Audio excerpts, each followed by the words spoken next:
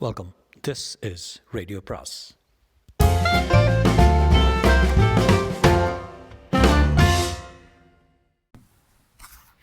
அனைவருக்கும் அன்பு வணக்கம். ராக்கி ரங்கராஜனின் இன்னொரு அத்தியாயம் 4.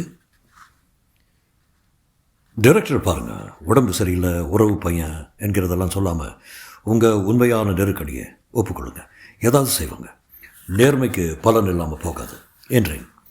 அவர் சிறிது தயங்கி நின்றார்.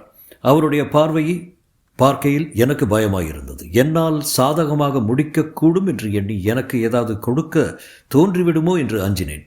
ரோஜா தோட்டம் பயிரிடும் ஒருவருக்கு அந்த மாதிரி தப்பு எண்ணமெல்லாம் ஏற்பட்டு விடக்கூடாது என்று சங்கடப்பட்டேன். நல்லவேளை கையில் சில பேப்பர்களுடன் நார்தா உள்ளே வந்தால் 15 நிமிடத்துக்கு மேல் என்னை யாரும் அமுக்கிக் கொண்டிருந்தால் உள்ளே அவள் வந்து எனக்கு அடுத்த வேலை காத்திருப்பதாக நினைவூட்டலாம் என்பது எங்களுக்குள் உள்ள ஏற்பாடு. சரி கண்ணப்பன், அப்புறம் பார்க்கலாமே என்று கட்டாயமாக விடை கொடுத்து அனுப்பினேன். ஃபோனை எடுப்பதற்காக திரும்பினேன். டெலிஃபோனின் கீழே ரேக்கில் தூசியாக இருந்தது. ஆஃபீஸ் பாயிடம் நாளைக்கு சொல்லு அர்த்தம், எத்தனை தூசி பார்த்தியா என்றேன். அடடே என்று கூறியவள் ராக்கில் இருந்த சில பழைய புத்தகங்களை எடுத்து ஒரு தட்டு தட்டினாள். மறுவினாடி என்று வினோத கூச்சலுடன் என் மீது சாய்ந்தாள். சாரி சார், 8 கால் பூச்சி என்று மன்னிப்பு கேட்டுவிட்டு வெளியேறினாள். அவ்வளவு பாஷ் கட்டிடத்தில், அவ்வளவு உயரத்தில், காற்றும் வெளிச்சமும் நிரம்பிய அறையில் 8 கால் பூச்சி இருந்திருக்க முடியுமா என்ன? ஆனால் அதை பற்றி நான் நினைக்கவில்லை. பொத்தென்ற ஒரு புஷ்ப மூட்டையாக அவளின் மீது விழுந்துவிட்டு எழுந்து கொண்டது. கண்ணிமைக்கும் நேரம் பொட்டலமாக அவளை இருந்திருக்கக்கூடிய சந்தர்ப்பம். இதே மாதிரியான ஒரு அனுபவம் பல வருடங்களுக்கு முன்னால் இப்படியே என் மீது ஒரு பெண் விழுந்த நிகழ்ச்சி கொஞ்சம் கொஞ்சமாக இருக்க நினைவு வந்தது. 4 மாடிக்கு கீழே மவுண்ட் ரோடு பெருமூச்சு விட்டு கொண்டிருந்தது.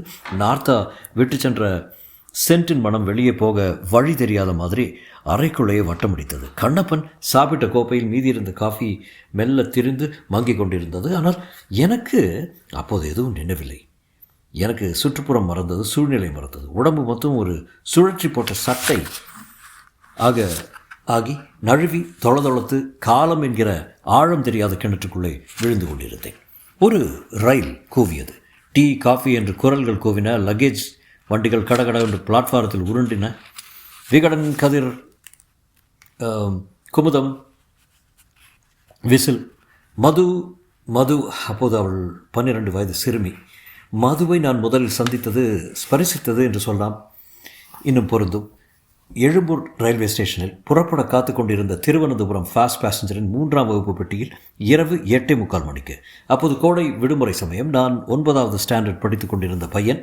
மெட்ராஸில் இல்லை, திருவிடைமருதூரில் பெரியப்பா வீட்டில். பெரியம்மாவின் தம்பி ரங்கநாதன் என்பவன் கும்பகோணத்தில் பித்தளை எவர்சிலர் சாமான்களை தயாரித்து எடுத்துக்கொண்டு போய் மயிலாப்பூரில் கடை வைத்து விற்று பிரமாதமாக கொட்டி முழக்கி கொண்டிருந்தார். ரங்கநாதன் கடை பாத்திரம் என்றால் கல் மாதிரி இருக்குமாம் சொல்வார்கள். கும்பகோணம் வரும்போது எப்போதாவது ஒரு முறை திருவிடைமருதூர் வருவார். எங்கள் வீட்டு வாசலில் அவருடைய கார் நிற்கும்.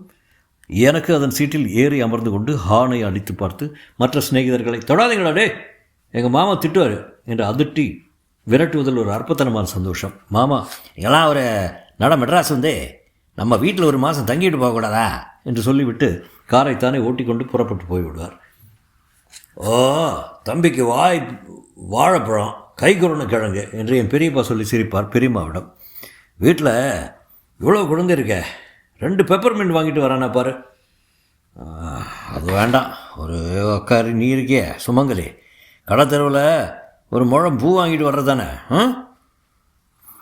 அவனுக்கு பாவம் இந்த இங்கிதமெல்லாம் எதுவும் தெரியாது, வெறும் கையை வீசிட்டு போய் நிற்காதீங்கன்னு அவளல்லவா சொல்லி அனுப்பணும். பெரியம்மா தன் தம்பி மனைவியை குறை சொல்வாள். எனக்கு நினைவு தெரிந்த நாளாய் இப்படி நடந்து கொண்டு வந்திருந்தது. அந்த வருஷம் பெரியம்மாவுக்கு என்ன தோன்றிச்சோ தெரியவில்லை. ரங்கநாதா, சம்மர் வெக்கேஷனுக்கு பாலு அங்கே அனுப்ப போகிறேன் என்று தானாகவே சொல்லிட்டான். கட்டாயம் என்றார் மாமா. பெரியம்மாவின் நீங்கள் வாருங்களேன் என்று கூப்பிடவில்லை. இதுதான் நான் சென்னை வந்து சேர்ந்த வரலாறு. வந்த 2ஆம் நாளே ஏன் தான் நம்ம ஊர் புழுதியையும் கோவிலையும் எருமை மாட்டையும் விட்டுவிட்டு இங்கே வந்து மாட்டிக்கொண்டோமே என்று புழுங்க ஆரம்பித்து விட்டேன். மாமாவுக்கு பிஸ்னஸ் இறக்கை என்றால் மாமிக்கு சோஷியல் சர்வீஸ் இறக்கை. ஆனால் ஆதாயம் இருந்தால் ஒழிய ஒரு பைசா செலவழிக்க மாட்டார் யாருக்கும். மாமி மாமாவும் வெளியே போய்விட்டால் குழந்தை குட்டி வீட்டில் யாரும் கிடையாது.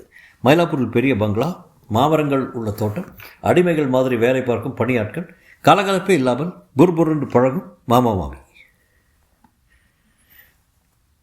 கந்தசாமி, குழந்தை கிராமத்துலேருந்து வந்திருக்கான், பீச்சு ஹைகோர்ட்டு மியூசியம் எல்லாம் அழைச்சிட்டு போய் காட்டே என்று ஒரு நாள் தன் வேலைக்காரனுக்கு உத்தரவு போட்டு விட்டு போய்விட்டார் மாமா. அவர் அந்தாண்டை போனதும் அந்த வேலைக்காரன், தம்பியே கையில் எவ்வளோ வச்சுருக்க என்றான் என்னிடம். 1.25 ரூபா என்றேன். சாவு கிராக்கி என்ற மெட்ராஸ் வார்த்தை அன்று தான் முதன்முறையாக கேட்டேன் அவனிடமிருந்து. யாரும் என்னை எந்த கடற்கரைக்கும் எந்த ஹைகோர்ட்டுக்கும் அழைத்து போகவில்லை. ஊருக்கு போனால் சிநேகிதர்கள் சிரிப்பார்களே என்பதற்காக நானாகவே வழி விசாரித்து கொண்டு மியூசியத்தையும் மெரினாவையும் பார்த்துவிட்டு உப்பு தண்ணியில் கொஞ்சம் நேரம் நின்று கொண்டு அந்த அரிப்பை ரசித்துவிட்டு காவேரிக்காக 3/4 ரூபாயில் ஒரு பர்ஸ் வாங்கி கொண்டு, ஏண்டா மண்டே, இது வாங்கிட்டு வர்றதுக்கு ஒரு குங்குமம் சிமிழ் வாங்கி வந்துடக்கூடாதா? வீடு திரும்பினேன். அது போகட்டும். கிராமத்தில் வளர்ந்த பையனாதலால் வஞ்சனை இல்லாமல் சாப்பிடுற வழக்கம் உள்ளவர். இங்கோ எல்லாரும் வயிற்று வரிக்காரர்கள். ஏதாவது ஒரு பானம் கலக்கி குடித்து விட்டு போய்கொண்டே இருப்பார்கள். எனக்கு உருளைக்கிழங்கு என்றால் உயிர். அது 2வது கரண்டி வராது. கீரை மசியல் என்றால் குமட்டும். அதை 4 தரம் போடுவார்கள். போதுமட சாமி என்று அலுப்பு ஏற்பட்டு, நான் ஊருக்கு போகிறேன் மாமா என்று சொல்லிவிட்டேன். மாமியிடம் ரகசியமாக என்னை உதவி வாங்கி கொண்டிருந்தாரோ, என்ன உதவி வாங்கி கொண்டிருந்தாரோ பாவம். அவர் முகத்தில் அளவற்ற நிம்மதி. உனக்கெல்லாம் எந்த எருமை கூட்டை தான் லாய்க்கே என்று நான் ஏதோ தப்பு பண்ணிவிட்ட மாதிரி முறங்கிவிட்டு அன்றே டிக்கெட் வாங்கி தர ஏற்பாடு பண்ணிவிட்டார். நல்ல வேளை, அதற்கு என்னை பணம் கேட்கவில்லை. மாமிக்கு எதனால் அந்த திடீர் தாராளம் வந்ததோ தெரியவில்லை. இந்தா காவேரிக்கிட்ட நான் கொடுத்ததை எனக்கு கொடு என்று ஒரு பட்டுப்புடவை எடுத்து கொடுத்தாள். என் சின்ன ட்ரங்க் பெட்டியில் அதை வைத்துக்கொண்டேன். திருவனந்தபுரம் ஃபாஸ்ட் பேசஞ்சரில் பிளாட்ஃபாரத்தை பார்த்தாற்போல் ஜன்னல் ஓரமாக எனக்கு சீட் தேடி கொடுத்துவிட்டு டிரைவர் திரும்பி சென்று விட்டார். பெரியப்பாவையும் என் அலுமினிய டிஃபன் பாக்ஸில் அவள் பிசைந்து வைத்திருக்கும் தயிர் சாதத்தையும் குடமிளகாய் வறுவலையும் நினைத்து கொண்டேன். பெரியம்மாவையும் அவருடைய நூல் போட்டு கட்டிய மூக்கு கண்ணாடியையும் எண்ணிக்கொண்டேன்.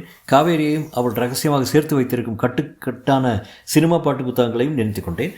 நொஸ்டாலஜிக் உணர்வில் கண்ணீர் கொப்பளித்து கொண்டு விட்டது. யாரும் அறியாமல் அதை துளைத்துக் கொள்வதில் ஒரு அந்தரங்கமான சுகம் ஏற்பட்டது. இப்படி என்னுள் நானே மூழ்கியிருந்தவன் தலை நிமிர்ந்தபோது தூக்கி வாரி போட்டது. எனக்கு இடப்பக்கம் வலப்பக்கம் மேலே கீழே முன்புறம் பின்புறம் சகல இடங்களில் கூட்டம் நிரம்பி வழிந்து கொண்டிருந்தது. பிளாட்ஃபாரத்தில் பக்கமாய் உட்கார்ந்திருந்தேன் என்று பேர்தானே தவிர வெளியே பிரயாணிகள் ஓடுவதையும் பண்டங்கள் விற்கப்படுவதையும் காதால் தான் கேட்க முடித்தது. எதையும் பார்க்க முடியாதபடி அப்படி ஒரு ஜனக்கூட்டம். மூச்சு திணறல் கூட ஏற்பட்டு விட்டது. அடுத்த 2 நாள் முகூர்த்த தினமா, ஆகவே தான் கல்யாண கூட்டம் மற்றவர்கள் பேசிக்கொண்டதிலிருந்து தெரிந்தது. திடீரென்று, மது அம்மா அப்படியே கதவு வழியே போட்டோம், நீ இப்படியே ஜன்னலுக்கு உள்ளே குதி, நான் தூக்கிடுறேன் என்று ஒரு ஆண் குரலும், பாப்பா எனக்கு வெக்கமாக இருக்குது என்று ஒரு சிறுமியின் குரலும் கேட்டது. அந்த பெட்டியில் ஜன்னலுக்கு கம்பி இல்லை. யார் என்ன என்று நிதானிக்கும் முன், யோ இங்கே இடமில்லையா என்று பல பேசஞ்சர்கள் ஆட்சேபித்ததை மீறி 2 கொலுசு போட்ட பாதங்கள் என் மடியில் வந்து விழுந்தன. கீழே விழுந்து விடப் போகிறோமே என்ற பயத்துடன் 2 கைகளையும் என் கழுத்தை கட்டிக்கொண்டேன். முழுசாக ஒரு 12 வயது பெண் என் மீது ஜன்னல் வழியை குதித்து வெட்கத்தால் முகம் சிவந்து அவசரத்தால் பரபரப்படைந்து, அம்மா அங்கே, அம்மா இங்கே இருக்கம்மா என்று சொல்லிக்கொண்டே உட்புறம் சென்று ஜனக்கும்பலில் மறைந்தாள். அதனால் தான் சொன்னேன் முதலில் மதுவை ஸ்பர்சித்தேன் என்று. மிகுந்த பிரயத்தனம் செய்து வெளியே தலை நீட்டி பார்த்தேன். என் தலைக்காகவே காத்திருந்தார் போல் இருக்கிறது அவர். மதுவின் அப்பா கருப்பு மனிதர், ஆனால் வெள்ளை விளையரண்டு தலை, காமராஜ் போல முழங்கைக்கு கீழே கை இறங்கிய கதர் சட்டை தரித்துவிட்டு தடித்த மூக்கு, தடித்த உதடு. தம்பி எதுவரையிலும் போகிறாப்புல என்றார். திருவிடைமருதூர் போகிறேன் என்றேன். கொஞ்சம் எங்கள் வீட்டு மாமி மதுவையும் பார்க்குறியாப்பா? ஒன்றும் கேட்க மாட்டாங்க, சும்மா ஒரு துணைக்கு தான் என்றார். அந்த ஸ்பரிசம், அந்த பாதங்களும் கைகளும் என் மனசில் ரீங்காரமிட்டு கொண்டிருந்தன. என்னவோ ஒரு இனம் விளங்காத பரவசம். சிச்சி, அவளும் ஒரு சின்ன பெண், நானும் சின்ன பையன். இருந்தாலும் அந்த வினோத உணர்ச்சி இல்லை என்று ஆகிவிடாது. எங்கே போகணும் அவங்க என்று கேட்டேன் பெரியவரை. கும்பகோணம் மாயவரம் வரையில் நீ பார்த்து கொண்டா கூட போதும், பொழுது விழிஞ்சிடாத. திருவிடைமருதூருக்கு அப்புறம் 2 ஸ்டேஷன் தானே என்றார். வீட்டுக்கு போக எங்கள் ஊர் தானே, ஸ்டேஷனில் இறங்கினா 1000 வண்டிக்காரங்க, தெரிஞ்ச வண்டிக்காரங்களே எத்தனை பேர் வந்திருப்பாங்க, கவலை இல்லை. சரி சார், நான் பார்த்துக்கிறேன் என்றேன். மகாபெரிய மனுஷனை போல கார்டு விசிலை ஊதினார். கௌரே நான் போயிட்டு வர்றேன். மது, அம்மாவை பார்த்துக்கா.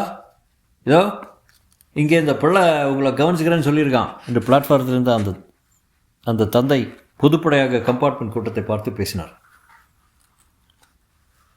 ஞாயிற்றுக்கிழமை கட்டாயம் புறப்படுங்கோ, நீங்கள் வந்து தான் நெல் குத்தணும் என்று மதுவின் அம்மாவும் போயிட்டு வரேன்ப்பா என்று மதுவும் உள்ளே எங்கேயோ இருந்தபடி பதில் கொடுத்தார்கள். வண்டி நகர்ந்தது. நான் எப்படியெல்லாமோ கழுத்தை வளைத்து கூட்டத்தினுள் பார்க்க முயன்றேன். பயனில்லை. வண்டி தாம்பரத்தை தாண்டிய போது சில பேர் 2 இடுக்குகளை தேடி படுத்து கொண்டார்கள். பெஞ்சின் கீழே கீழே பெர்த்தின் மேலே நடக்கும் பாதையில் எங்கு பார்த்தாலும் துண்டோ போர்வையோ நியூஸ் பேப்பரோ விரித்து படுத்திருந்தார்கள். அதற்கு பிறகுதான் அவள் முகம் தெரிந்தது. அந்த முகமும் என் முகத்தை தேடிக்கொண்டு இருந்திருக்கிறது என்பது நான் பார்த்த வினாடியிலேயே அவளும் என் திசையில் விழிகளை நாட்டியிருப்பதிலிருந்து கண்டுகொண்டேன். எங்கள் குடும்பத்தில் எல்லா பெண்களும் நல்ல சிவப்பு, இவள் மாநிலம். ஆனால் எங்களைப் போலவே பெரிய கண்கள், தாவணி போடும் அளவுக்கு உடம்பு வளர்த்தி இல்லை. அதனால்தான் அவள் அப்பா ஜன்னல் வழியாக அவளை தூக்கி போட்டார் போல இருக்கிறது. தலையை இரட்டை பெண்ணலாக போட்டிருந்தால், ஆனால் ரயிலின் காற்றில் தலை கலைந்திருந்தது. கழுத்தில் ஒற்றை செயின், தங்கமாக கவரிங்க என்று தெரிந்து கொள்ளும் அறிவு எனக்கு கிடையாது. இப்போது நினைத்து பார்த்த சிறுமியான அவளிடம் என் மனத்தை பறிகொடுத்தேன் என்று தெரியவில்லை. பப்பி லவ் என்கிறார்களே தவிர அதன் வலு அடல்ட் லவ்வுக்கு கிடையாது போலும். திருவிடை மருதூரில் எத்தனையோ பெண்களுடன் பாண்டியும் பல்லாங்குழியும் விளையாடி இருக்கிறேன். டி ஆண் பிள்ளையோடு சேராதிரி, காது இருந்து போகும் என்று தங்கள் அம்மாக்கள் பயமுறுத்துவதை லட்சியம் பண்ணாமல் எவ்வளவோ பெண்கள் என்னிடம் டேய் பாலு இந்த கணக்கை கொஞ்சம் போட்டுக்கிடுறா என்று வருவதுண்டு. சிவப்பான செழுமையான அழகான பெண்களும் கூட அப்போதெல்லாம் கிளுகிழுப்பு அடையாத மனம் இப்போது மட்டும் ஏன் பதட்டம் அடைகிறது எனக்கு புரியவில்லை. அவள் பேர் தான் மது என்று தெரிந்துவிட்டதே. மது என்னை பார்த்து வெட்கத்துடன் சிரித்தாள். சிரிக்கையில் அந்த கருத்த புருவங்கள் தனி அழகாக இருந்தது. அந்தண்டை மூலையில் அவள் அம்மா இப்படியோ இடுக்கி முடங்கி தூங்க தொடங்கிவிட்டாள். வசதியாக இருக்கீங்களா என்கிற மாதிரி கையை ஆட்டிக்கிட்டேன். பண்ணையார்களை மராசுதார் சாலையில் நலம் விசாரிப்பாரே அதுபோல் ஓ என்கிற மாதிரி ஒரு தலையை அசைத்தாள். அந்த கழுத்தில் இருந்த சங்கிலி வாய் மாதிரி வளைந்திருந்தது. அவளிடம் இடப்பக்கத்தில் தொந்தியும் தொப்பையுமாக இருந்த ஒருவர் தூக்கத்திலே ஆடி ஆடி அவள் மீது விழுந்து கொண்டிருந்தார். அவர் தன் தலை மீது விழும்போதெல்லாம் அவள் முகம் சுளித்தாள். எனக்கு பொறுக்கவில்லை. சிரமப்பட்டு குறுக்கே போய் அவரை 2 தட்டு தட்டி லேடிஸியா இப்படி விழிக்கிறீங்களே என்றேன். அவர் திருதிருவென்று விழித்து லேடிஸா என்ன லேடிஸே என்றார். அருகில் 2 ஒருவர் சிரித்தார்கள். அவர் மறுபடியும் முன்போலவே ஆடி விழ ஆரம்பித்தார். மாமா வீட்டிலிருந்து மாமியை கேட்காமல் எடுத்து வைத்திருந்த ஆனந்த விடலில் பார்வையை செலுத்த முயன்றேன். ரயிலின் தடக்கையும் கிரீச்சையும் தவிர வேறு சப்தம் இல்லாமல் இருந்தது. நடுவே தலையை உயர்த்திய போது மது என்னையே நோக்கி கொண்டிருப்பதை உணர்ந்தேன். ஏதாவது வேணுமா, தண்ணி கிண்ணி என்று கேட்டேன். அவள் புன்சிரிப்புடன் விகடன் என்று கை நீட்டினாள். தில்லானா மட்டும் படிச்சுட்டு தந்துடுறேன். தொடரும்.